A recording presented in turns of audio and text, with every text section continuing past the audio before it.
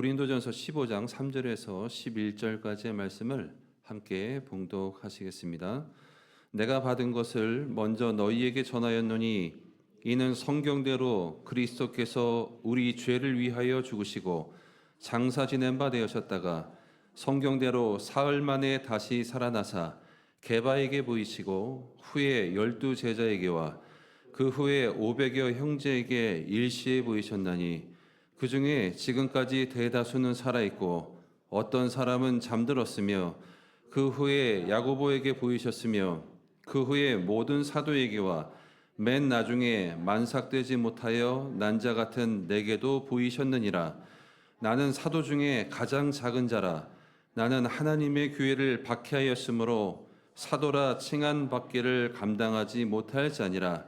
그러나 내가 나 된 것은 하나님의 은혜로 된 것이니 내게 주신 그 은혜가 헛되지 아니하여 내가 모든 사도보다 더 많이 수고하였으나 내가 한 것이 아니요 오직 나와 함께 하신 하나님의 은혜로라. 그러므로 나나 그들이나 이같이 전파하매 너희도 이같이 믿었느니라. 아멘. 인사합니다. 예수님 부활하셨습니다. 인사하겠습니다. 자, 우리도 부활합니다. 다시 한번 인사합시다. 마지막으로 예수님 안에서 좋은 일이 일어납니다. 인사하겠습니다. 영광스러운 부활절 아침입니다. 부활을 다시 새겨보는 아침입니다. 부활은 하나님의 능력이 어떤 것인지를 보여줍니다. 천지창조 이후에 이 생명이 이 세상에 있었는데 천지창조 이후에 한 번도 일어나지 않는, 이 세상에 속하지 않는 새로운 생명이 부활입니다. 그러니까 부활은 인간이 여태까지 가졌던 모든 절망과 낙심과 슬픔과 고통을 희망과 기쁨으로 변화시켜주는 하나님의 능력입니다. 여러분, 죽음이라는 것, 이 사망이라는 것은 권세가 있습니다. 사망은 굉장히 무서운 권세가 있습니다. 위력이 있습니다. 죽음은요, 모든 것을 소멸시킵니다. 많이 배워놓은 것, 우리가 그동안에 배운 그 얼마나 많이 배웠습니까? 수년 동안 수십 년 동안 배웠던 그 많은 것들을 죽음은요 다 쓸데없도록 만듭니다. 여러분, 우리가 돈 벌고 우리가 기업 얻고 우리가 인생 살기 위해서 얼마나 많이 애썼습니까? 피와 땀과 노력으로 벌었던 그 수많은 것들, 죽음은 아무것도 상관없는 걸로 만들어버립니다. 명성도 마찬가지입니다. 죽음은 인간이 이뤄놓고 세상에 이루는 모든 것들을 소멸시킵니다. 모든 가치관을 소멸시킵니다. 모든 도덕관을 소멸시킵니다. 엄청난 위력으로 이 세상에 지배하고 우리 인간을 지배하고 있습니다. 예수님의 제자들도 이 죽음 앞에서 모든 게 무너졌습니다. 예수님 십자가에서 돌아가시는 순간에 그들의 모든 소망은 무기력하게 되고 가치 없는 것으로 변하고 말았습니다. 다 잃어버렸다고 생각했습니다. 꿈도 희망도 야망도 소망도 다 무너지고 자기들마저도 죽을 것이라고 생각해서 골방에 있었습니다. 예수님 죽인 사람들이 자기들도 죽일 거라고 생각해서, 그런데 말씀대로 주님이 부활한 거예요. 성경대로 부활한 겁니다. 그 예수님의 부활 앞에서 그들은 성령을 받고 용기를 얻게 됩니다. 확신의 사람이 됩니다. 죽음을 무서워하지 않는 사람들로 변합니다. 불의를 무서워하지 않게 되었고 악을 무서워하지 않게 되었습니다. 모든 것들을 부활신앙 안에서 해결될 수 있는 그런 사람으로 변했습니다. 예수님 재판받던 그 법정에서도 그들은 설 수 있었습니다. 사도행전 19장 4장 19절에 보니까 베드로와 요한이 대답하여 이르되 하나님 앞에서 너희 말을 듣는 것이 하나님 말씀을 듣는 것보다 옳은가 판단하라. 이렇게 당당할 수가 있었어요. 죽는 것을 무서워하지 않고 불의를 무서워하지 않고 사망 권세를 무서워하지 않고 율법과 심판을 무서워하지 않게 되었습니다. 이유는 하나입니다. 부활의 아침을 맞이했기 때문에, 부활한 예수님을 만났기 때문에. 그러니까 이 생명 안에서, 하나님의 능력 안에서, 하나님의 빛 안에서 모든 것을 이해할 수 있었어요. 죽음마저도 생명이라는 큰 틀 안에서 그들은 받아들일 수 있었습니다. 사람이 모태에서 태어나서 우리가 세상에 나오잖아요. 그걸 출생이라 그러죠. 모태에서 나와서 세상에 나오는 우리 출생이라고 하지만 모태 입장에서 본다면 그건 죽음입니다. 태가 끊어지잖아요. 그 엄마 뱃속이라는 그 좁은 그 좋은 따뜻한 곳에서 춥고 더운 곳으로 나와야 되는 것. 그러니까 여러분 출생은 탯줄을 끊는 면에 있어서는 하나의 죽음입니다. 우리는 출생을 기뻐하지만 사실은 새로운 세상으로 나간 하나의 죽음을 경험하는 것이 출생입니다. 우리 인간도 지금 마찬가지로 우리 세상이라는 이 세대라는 태 속에 있습니다. 언젠가 우리는 이 탯줄을 끊어버리고 새로운 생명으로 출발하게 됩니다. 세상에서는 이걸 죽음이라고 합니다. 그러나 우리가 부활을 알고 생명을 알 때에 이 사망을 이해하고 이 부활 생명 안에서 이 사망을 이해하게 될 때 우리 세계관은 달라질 수 있습니다. 초대교회의 능력은 부활 생명 안에서 모든 것을 볼 수 있었기 때문에 능력이 있었습니다. 그들은 오히려 빌라도를 불쌍히 여겼고 그들 원수도 사랑하게 된 것은 바로 부활 앞에서 거칠 것이 없었기 때문에 그렇습니다. 여러분 부활 생명을 아는 사람은 그 안에서 사는 사람 모든 것을 부활 안에서 소화할 수 있습니다. 중요한 것은 그리스도께서 첫 열매가 됐다는 겁니다. 부활의 첫 열매. 그러므로 예수님과 함께 내가 부활한다는 겁니다. 내가. 부활은 여러분 자연적 변화가 아닙니다. 자연현상이 아닙니다. 재창조입니다. 변화의 하나님의 역사입니다. 하나님이 변화케 한다는 말씀입니다. 그리스도 안에서 그리스도께서 죽으시고 하나님이 살리셨고 우리도 살릴 겁니다. 그리스도 안에 있는 우리 모두를 하나님이 살릴 거라는 확신입니다. 이런 부활의 기쁨을 체험한 사람이 오늘 사도 바울입니다. 가장 지성인의 대표였다는 사도 바울이 이 부활을 맞이하고 부활을 체험함으로 다른 사람이 되었고 그 부활의 증언을 고린도 교회에게 편지한 것이 오늘 본문입니다. 오늘 3절 4절은 이렇게 말합니다. 내가 받은 것을 너에게 전하였다 그랬습니다. 이는 성경대로 그리스도께서 우리 죄를 위하여 죽으시고 장사된 바 되었다가 성경대로 사흘 만에 살아나사 그랬어요. 부활은 철학이 아닙니다. 부활은 이론이 아닙니다. 내가 받은 것을, 다시 말하면 내가 경험한 것을, 내가 체험한 것을 이렇게 말합니다. 여러분 믿음이란 게 뭘까요? 믿음은 이론이 아닙니다. 믿음은 사상도 아니고 철학도 아닙니다. 한 죄인이 죄로 인해서 죽어가고 병들어가던 절망한 한 죄인이 예수 그리스도의 십자가 사건과 부활 사건을 만나게 된 것을 우리는 믿음이라고 합니다. 경험입니다. 내가 받은 것을 전했다고 했습니다. 내가 들은 것, 내가 배운 것을 말하는 것은 능력이 없습니다. 왜 우리가 전도할 때 능력이 나타나지 않느냐? 여러 가지 이유가 있지만 그 중에 하나는 내가 경험한 그리스도가 확실하지 않기 때문에 그렇습니다. 교회 가면 이렇대더라. 예수 믿으면 이렇게 된대더라. 이것 가지고 능력이 나타나지 않습니다. 변화되지 않습니다. 내가 받고 내가 경험하고 내가 체험한 것 이것이 능력이 됩니다. 우리가 예수님을 제대로 경험하지 않으면 지적 동의가 믿음이 아니에요, 여러분. 예수님이 하나님의 아들이라고 내가 지적 동의를 한다고 그것이 능력이 나타나는 게 아닙니다. 경험한 것, 체험한 것, 우리에게 임한 것 이것이 우리에게 능력이 되는 겁니다.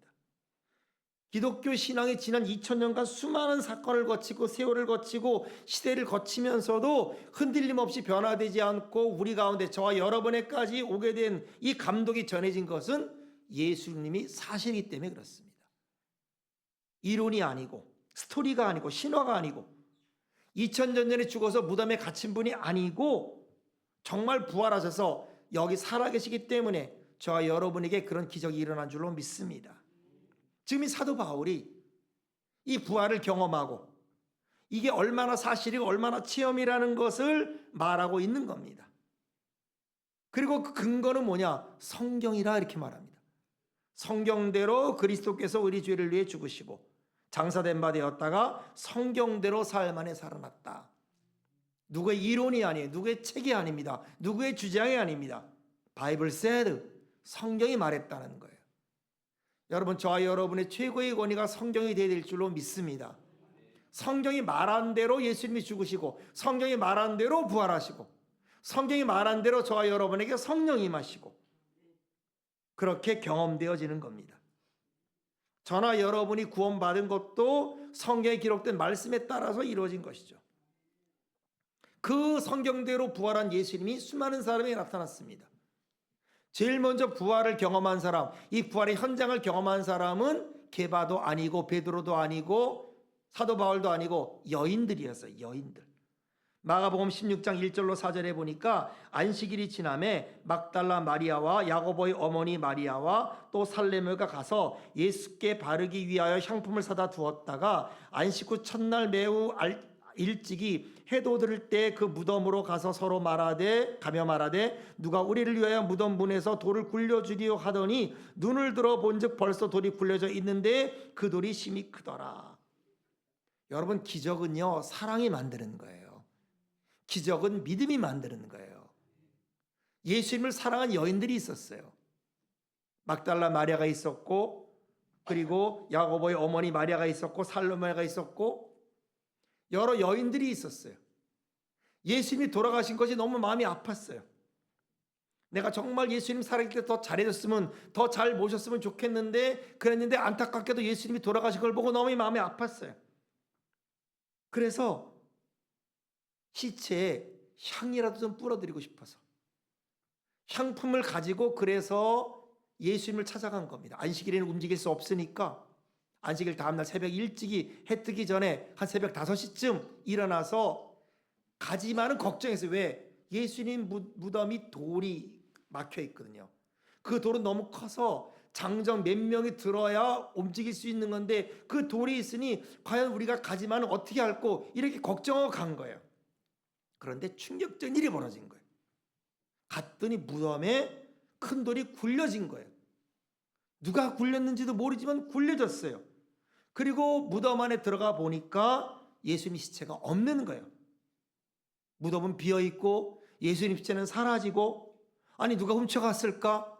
도대체 어떻게 된 걸까? 라고 울고 있을 때 흰옷 입은 천사가 나타나서 말합니다. 너희가 찾고 있던 예수가 부활했다.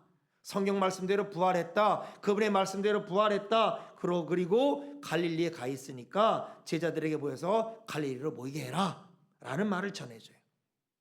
이것이 성경에 나오는 부활을 목격한 첫 번째 사람들입니다.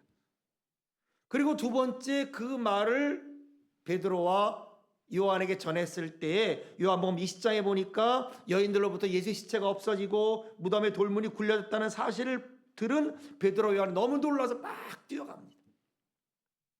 뛰어가서 무덤에 들어가 보니까 정말 돌문은 굴려져 있고 예수의 시체는 보이지 않고, 더군다나 예수님 시체가 있는 머리맡에 예수님의 그 머리 있던 수건이 싹 개 있고, 그대로 있는 거, 개 있는 게 아니라 그대로 있고 세마포가 단정하게 있는 거예요. 누가 예수님 시체를 숨겨 가져갔다면은 여러분 그런 수건과 예수님 쌌던 세마포가 그대로 있을 리가 없겠죠. 예수님 마저에 일어나서 그걸 풀렀다면은 구겨져 있거나 그대로 똑같이 있지 않을 텐데, 마치 누에고치가 고치에서 쭉 빠져나가서 나비가 되듯이 예수님의 그 머리에는 예수님의 수건이 놓여져 있고 예수님이 누워있는 자리에 예수님의 수의가, 그 예수님이 쌓였던 세마포이 그대로 놓여있는, 그러니까 이것은 예수님 육체가 그대로 쭉 빠져나가서 부활한 것 외에는 설명이 안 되는 그런 상황이 베드로와 요한에게 있는 거예요. 당황했죠. 놀랐죠. 그러나 그들은 이해할 수가 없었으니까 고민하고 또 고민하다가 할 도리가 없어서 그냥 돌아갔어요. 자, 그런데 한 여자가 있었어요. 여인들도 와가지고 그냥 갔고, 그리고 베드로와 요한이 여인들의 말을 듣고 뛰어와서 다 확인했지만은 그러나 아무것도 발견하지 못하고, 그러나 너무 당황하고 힘들어서 왔다 갔다 하다가 그냥 돌아갔지만, 한 여인만큼은 돌아가지 않던 그 한 여인이 있었어요. 이게 막달라 마리아라는 여인입니다. 여러분, 사랑은 언제나 기적을 만들고요, 사랑은 언제나 우리가 상상할 수 없는 일들이 일어납니다. 사랑은 위대한 거예요. 이 막달라 마리아라는 여자는 7 귀신이 걸렸던 여자입니다. 짐승처럼 귀신 아래서 짐승처럼 살아왔던 여자입니다. 예수님 만나서 귀신이 떠나고 새 인생을 살게 됐습니다. 생명을 얻었습니다. 누구보다 주님 사랑했고 누구보다 주님을 잊을 수가 없었어요. 그래서 몇몇 여자들과 더불어서 안식일이 지난 주일 첫 아침에 그렇게 새벽부터 와가지고 갔는데 무덤에 돌은 굴려져 있고 예수님 시체는 없어지고, 그래서 고민하고 베드로와 요한에게 얘기했는데 베드로 요한이 보니까 또 어떻게 할 수도 없고, 그래서 다 갔지만은 이 여자는 갈 수가 없었어요. 이 여자는 그 무덤을 지낼 수가 없던 거예요. 예수님 시체를 찾아봐야 되겠는 거예요. 여러분, 사랑은요 더 있게 합니다. 사랑은요 모든 것이 끝났다고 포기하지 않아요. 사랑은 우리라고 더 있게 하고, 사랑은 모든 것이 끝났다고 하더라도 포기하지 않게 하는 게 사랑입니다. 예수님이 시체라도 찾아야겠다고 생각이 있어서 무덤을 떠나지 않고 울면서 무덤을 계속 보고 있는데 천사를 발견하게 돼요. 예수님이 누웠던 그곳에 있는 천사를 발견해야 돼요. 그때 온 건지 아니 그때 원래 있었는지는 모르지만 어쨌든 거기는 천사를 발견하게 돼요. 베드로와 요한의 눈에는 안 보인 거예요. 그러니까 누구 눈에는 보이고 누구 눈에는 안 보인 거죠. 천사가 막달라에게 마리아에게 묻습니다. 어찌하여 우느냐? 여자가 말합니다. 누가 우리 주님의 시인을 훔쳐갔나이다. 이렇게 천사랑 얘기하는데 갑자기 옆에 한 남자가 있는 거예요. 한 사람 있는 걸 발견합니다. 예수님이었어요. 그런데 막달라 마리아는 예수님을 알아보지 못합니다. 동산직인 줄로 알았어요. 그래서 그 사람이 말합니다. 혹시 당신이 가져갔습니까? 당신 예수님 시체를 치웠습니까? 당신 예수님 시체를 가져갔습니까? 그렇다면은 어디든지 내게 좀 말씀해 주세요. 내가 가져가겠습니다. 라고 말했더니 갑자기 예수님이 마리아야 그럽니다. 너무 놀라서 보니까 예수님인 거예요. 라보니요, 선생님이요. 그때 비로소 마리아가 예수님을 알아봅니다. 예수님의 음성에 눈을 뜨게 되는 거죠. 여러분, 예수님이 지금 우리 곁에 계십니다. 저와 여러분의 곁에 있어요. 우리 예배라는 것이 주님이 함께하지 않으면 우리 예배는 허공을 치는 예배입니다. 우리가 찬양할 때 우리가 그냥 혼자 노래하는 거라면 그 노래는 허공을 치는 겁니다. 그러나 그 찬양은 주님이 열어주시는 겁니다. 예배도 열어주시고 기도도 열어주시는 줄로 믿습니다. 기도가 내가 혼자 하는 건 독백이에요. 하소연입니다. 그러나 성령이 함께 계시고 예수님이 함께 계시고 성령이 우리의 기도를 도우면 우리 기도가 주님과 함께 이루어지는 줄로 믿습니다. 이것이 주일 새벽에 있었던 일입니다. 그리고 막달라 마리아가 갑니다. 드디어 내가 주를 봤다. 예수님 정말로 천사가 말한 대로 살아계셨다라고 제자들에게 말합니다. 그 말을 듣고 제자들이 모입니다. 저녁에 모입니다. 그때 예수님이 그 저녁에 모인 제자들, 겁이 나서 문을 닫고 있는 제자들에게 문이 열리지 않고 주님이 부활된 몸으로 제자를 찾아옵니다. 너에게 평강이 있을지어다. 여러분, 평화 있게 되기를 축원합니다. 평강은 주의 부활을 믿는 거예요. 지금 우리나라가 아주 혼란스럽고 세상이 혼란스럽지만 평강 있게 되기를 축원합니다. 우리의 평강은 세상이 잘 돼서 있는 게 아니에요. 내가 원하는 사람이 되고 내가 원하는 대로 되고 내가 바라는 대로 돼서 우리 평강이 있는 게 아닙니다. 평강은 그리스도로 말미암아 있어야 될 줄로 믿습니다. 그래서 평강이 있을지어다. 어떤 순간에서 평강을 잃지 말고 믿음을 잃지 않게 되기를 축원합니다. 그리고 뭐라 그럽니까? 내 두 손과 두 옆구리를 보여주세요. 그때부터 많은 제자들이 예수 그리스도의 부활을 믿기 시작합니다. 그리고 그때 다음에 누구에게 나타나죠? 도마에게 나타나죠. 왜냐하면 그 자리에 도마가 없었거든요. 도마가 나중에 왔을 때 제자들이 말합니다. 주님이 나타났다. 우리가 주를 봤다. 베드로도 말하고 제자들도 말합니다. 우리 주님의 옆구리를 봤다. 우리가 손을 봤다. 근데 도마가 말합니다. 나 못 믿겠어. 이게 말이 되는 소리냐 이 말이에요. 죽은 자가 살아난다는 게 말이 되는 소리냐? 부활이 말이 되는 소리냐? 나는 직접 보기 전에 못 믿겠다. 주님이 도마에게도 나타납니다. 그리고 다시 손을 보여줍니다. 옆구리를 보여줍니다. 믿음 없는 자가 되지 말고 믿는 자가 되라 그럽니다. 여러분, 믿는 자가 되기를 축원합니다. 도마가 놀랍니다. 예수님의 무릎을 꿇습니다. 하나님 나의 주십니다. 예수님 나의 하나님이고 주십니다. 그때 유명한 말을 합니다. 내가 본고로 믿느냐 보지 못하고 믿는 자가 복되도다. 여러분, 우리는 복된 사람인 줄로 믿습니다. 우리 예수님 직접 눈으로 보거나 손을 만져본 일이 아니지만 성령으로 믿게 됐으니 복된 자인 줄로 믿습니다. 그리고 이제 제자들에게 나타납니다. 예수님 십자가를 통해서 시리에 빠져서 예루살렘에서 엠마로 가던 두 제자에게 나타납니다. 그들의 마음을 뜨겁게 하고 다시 예수님에 대해서 다시 한번 새롭게 해서, 그래서 예수를 만난 그들은 엠마로 가다가 다시 예루살렘으로 돌아가고, 그리고 오늘 성경의 6절에 만납니다. 6절이 이렇게 말합니다. 그 후에 500의 형제에게 일시에 보셨다. 성경에는 직접 안 나오지만은 500의 형제에게 보였다고 말하고, 그 중에 지금까지 많은 사람들은 살아있고 어떤 사람들은 잠들었다고 말합니다. 그리고 누구에게 나타나느냐? 이게 7절 8절인데 이렇게 말합니다. 그 후에 야고보에게 보이셨으며 그 후에 모든 사도에게와 맨 나중에 만삭되지 못한 나에게도 보이셨다. 만삭되지 못한 자와 같은 나. 사도 바울이 예수 그리스도를 알고 예수 그리스도를 만나고 나서 자기를 그렇게 느끼는 겁니다. 인간 같지 않은 자, 제대로 성숙되지 못한 자, 나 같은 자에게도 주님이 나타났다고 간증하는 거예요. 그런 의미에서 사도 바울이 예수 그리스도를 만난 것은 감동이었어요. 부활한 주님을 만난 건 감동입니다. 여러분, 저와 여러분이 예수님 믿은 게 감동이 되길 축원합니다. 아니, 어떻게 나 같은 자에게,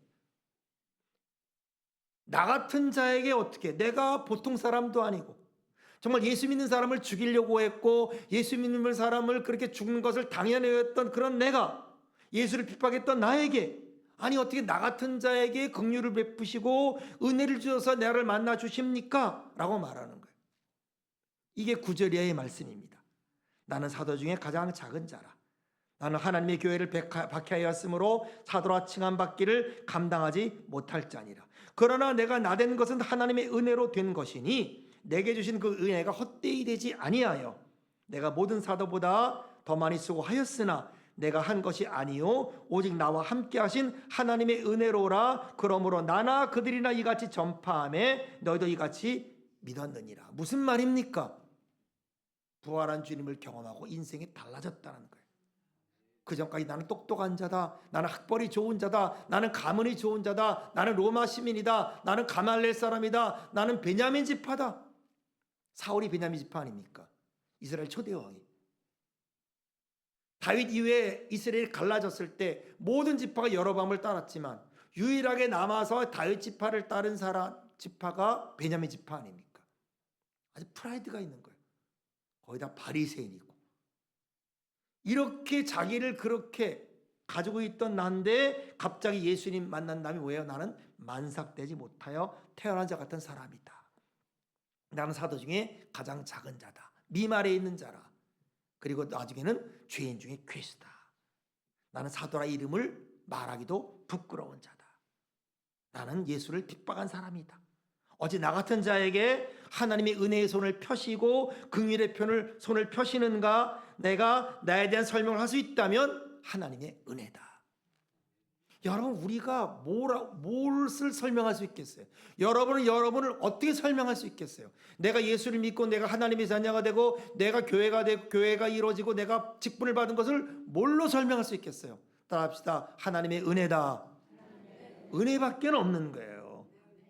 이것이 부활을 경험한 하나님의 사람의 경험인 거예요. 이렇게 예수님은 여자들에게 나타나서 메시지를 줬어요. 갈릴리를 모이게 해라. 그래서 제자들이 갈릴리에 모였어요. 그래서 제자들에게 나타났습니다. 그리고 나타난 가운데 가장 예수님의 중요한 메시지를 주십니다. 이것이 마태복음 28장 18절로 20절이에요.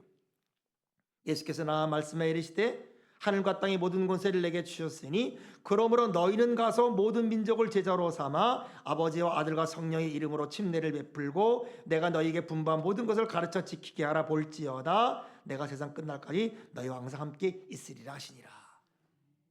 부활한 주님을 만난 제자들이 이 말씀을 받습니다. 그리고 그 말씀을 받은 제자들에게 주님은 예루살렘으로 가게 하시고 예루살렘에서 마지막 명령을 하나 더 주세요. 그것이 사도행전 1장입니다. 1장 4절로 5절에 말합니다. 사도와 함께 모이사 그들에게 분바에 이르시되 예루살렘을 떠나지 말고 내게서 들은 바 아버지께서 약속하신 것을 기다리라. 요한은 물로 세례를 베풀었으나 너희는 몇 날이 못되어 성령으로 침례를 받으리라 하셨느니라. 그리고 1장 8절에 오직 성령이 너에게 임하시면 너희가 권능을 받고 예루살렘과 온 유대와 사마리아와 땅까지로 내 증인이 되리라 하시니라. 이 말씀을 하시고 예수님은 제자들 보는 앞에서 구름을 타고 올라가셨어요. 이 부활한 주님을 만나고 이 말씀을 들은 제자들은 승천하신 예수님, 부활한 예수님을 바라보면서 한 장소에 모입니다. 마가다락방에 모입니다. 열심으로 기도합니다. 요한은 물로 세례를 베풀었는데 너희는 몇 날에 못해서 성령으로 침례를 받으리라고 했는데 또 이게 뭘까? 성령으로 침례를 받고 세례를 받는 게 무엇일까? 성령이 너에게 임하면 권능을 받는다고 했는데 성령이 임한다는 것은 무엇일까? 그들은 이해하지 못했어요. 그러나 뭐가 있었다? 믿음이 있었다. 여러분에게 믿음이 있기를 축원합니다. 믿음은 이해를 뛰어넘는 거예요. 믿음은 주님의 말씀을 믿는 거고 성경을 믿는 겁니다. 그들은 성령 세례가 뭔지도 모르고 성령 임하는 게 뭔지도 몰랐지만은 예수님에 대한 믿음이 있었어요. 왜? 부활을 경험했거든요. 부활을 경험한 자는 믿음이 있는 거예요. 여러분이 이해하지 못해도 여러분 믿음 있게 되기를 축원합니다.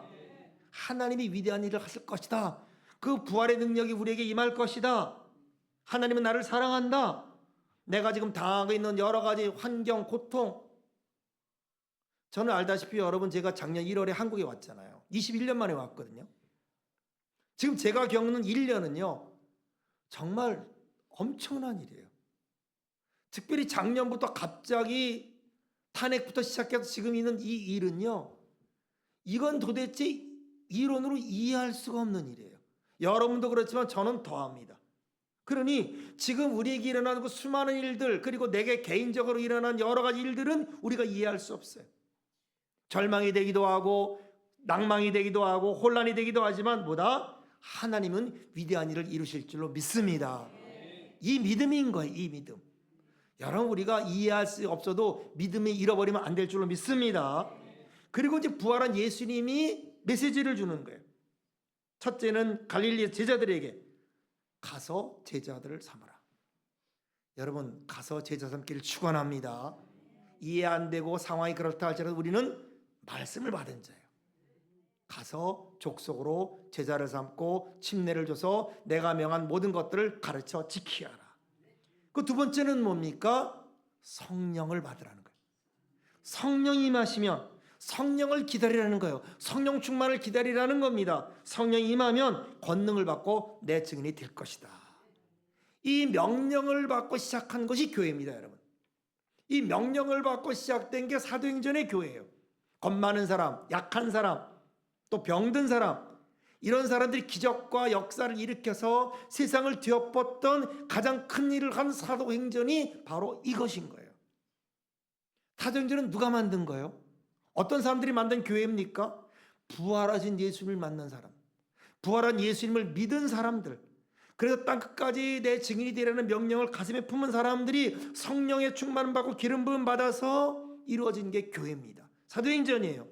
그리고 그 하나님은 67년 전에 여의도 수모험교회를 세워주셨고 예루살렘 교회처럼 큰 부흥과 놀라운 교회를 이루어주셨고 우리 금옥교회를 15년 전에 세워준 줄로 믿습니다. 교회는 뭐를 추구합니까? 사도행전을 추구하는 거예요. 사도행전의 교회를 추구하는 거예요. 사도행전의 교회는 무엇이냐? 두 가지입니다. 첫째는 예루살렘 교회예요. 예루살렘 교회는 부흥한 교회입니다. 대형 교회예요. 그 다음에 두 번째는 뭐예요? 안디옥 교회예요. 안디옥 교회는 중소형 교회입니다. 나중에 커졌지만 제가 안디옥 가봤지만 안디옥 교회는 100명이 안 됐어요. 7, 80명밖에 안 됐어요. 예루살렘 교회는 어떤 교회입니까? 목회 중심의 교회입니다. 구제 중심의 교회입니다. 교제 중심의 교회입니다. 전도 중심의 교회입니다. 안디옥 교회는요, 선교 중심의 교회예요. 그러니까 여러분 우리는 어떻게 돼야 돼요? 저나 여러분이 어떻게 돼야 돼요? 예루살렘 교회에서 안디옥 교회로 변하는 게 사도행전인 거예요. 우리는 부흥된 교회 있어요. 우리는 대형 교회 있어요. 완성된 교회 있습니다. 사도행전 교회는 완성되고 이루어지고 큰 교회 있는 게 아닙니다. 그걸 누리는 게 아닙니다. 이제 우리는 어디로 뭘 해야 되느냐? 한국에는 교회가 많아요. 그러나 교회가 없는 곳이 많습니다. 세계 곳곳에 교회가 없는 곳이 너무 많아요. 우리는 하나님의 사람들을 보내는 거예요. 성령의 시킨 일을 보내는 거예요. 그래서 그들로 하여금 가는 곳곳마다 교회를 세우게 하고, 하나씩 교회를 세우고 사람들로 하여금 예수 그리스도를 믿게 하고, 여러분 이것이 사도행전적 교회인 줄로 믿습니다. 이것이 부활의 증인의 삶이에요. 이것이 부활의 영광을 경험한 제자들이 한 일이며 지금 저와 여러분이 해야 될 일인 줄로 믿습니다. 여러분 부활 신앙이 뭐예요? 물론 죽음을 두려워하지 않고 해를 두려워하지 않고 악을 두려워하지 않는 것도 부활 신앙이에요. 부활처럼 예수 그리스도를 믿는 거죠. 그러나 그것으로 되는 게 아니에요. 주님 부활했습니다. 감사합니다. 우리가 찬양하고 그것도 예배지만 그것이 다가 아닙니다. 부활 신앙, 부활절은 뭐냐? 부활하신 주님을 만난 사람들이 사도행전적인 교회를 세우는 것이 부활절이에요. 사도행전적인 교회로 하여금 교회를 세우게 나가는 것이 부활 신앙이에요. 여러분에게 그런 비전과 축복이 있기를 축원합니다. 우리 마음속에 정말 성령의 불타는 열정이 있어서 하나님의 음성을 듣게 되고 여러분 삶에 놀라운 그 부활의 경험, 그 부활의 역사가, 그 믿음이 우리 가운데 있기를 바라는 겁니다. 여러분 주님 곧 오십니다. 성경대로 오셨고 성경대로 부활하셨고 성경대로 성령을 주셨고 성경대로 교회를 세우시고 이제 주님이 곧 오실 거예요. 성령의 음성이 듣기를 바라고 사도행전적인 꿈과 소망이 우리 가운데 넘치게 되기를 축원합니다. 기도합니다. 하나님 아버지, 이 부활의 아침에 예수 그리스도를 기억하게 하여 주옵소서. 부활을 만난 제자들, 부활을 만난 하나님의 사람들이 어떻게 변했는지를 잊지 말게 하여 주옵소서. 하나님, 그 부활의 제자들이 그 부활의 소망을 가지고 성령 충만을 받아서 교회를 세우고 그리고 교회가 점점 많아지고 우리 가운데 온 것이 바로 부활 신앙인 줄로 믿습니다. 그래서 하나님은 우리 여덟순 몸교회를 1958년 67년 전에 세우셨고 우리 금옥교회를 또한 15년 전에 이곳에 세워진 줄로 믿습니다. 하나님, 우리가 부활의 증인으로서 이제 사도행전적인 교회의 꿈과 비전을 갖도록 도와주옵소서. 우리는 부흥된 교회에 이미 있습니다. 우리 완성된 교회에서 누리고 있습니다. 그러나 이제 누리고 있는 것으로 끝나지 말게 하여 주시고, 우리 교회, 한국에는 교회가 너무 많지만 교회가 없는 곳이 너무 많사오니 주님, 우리가 교회를 세우는 일에 쓰임받게 하여 주옵소서. 선교사를 보내고 전도하는 일에 우리가 쓰임받게 하여 주옵소서. 부활의 영광을 경험한 제자들이 해야 될 그 증인된 삶이 우리 가운데 있게 하여 주옵소서. 이 부활의 아침에 성령의 음성이 우리 가운데 들리기를 원하며 부활의 증인들의 삶이 우리 가운데 역사하는 귀한 축복된 시간 되게 하여 주옵소서. 예수님의 이름으로 축복하고 기도합나이다. 아멘.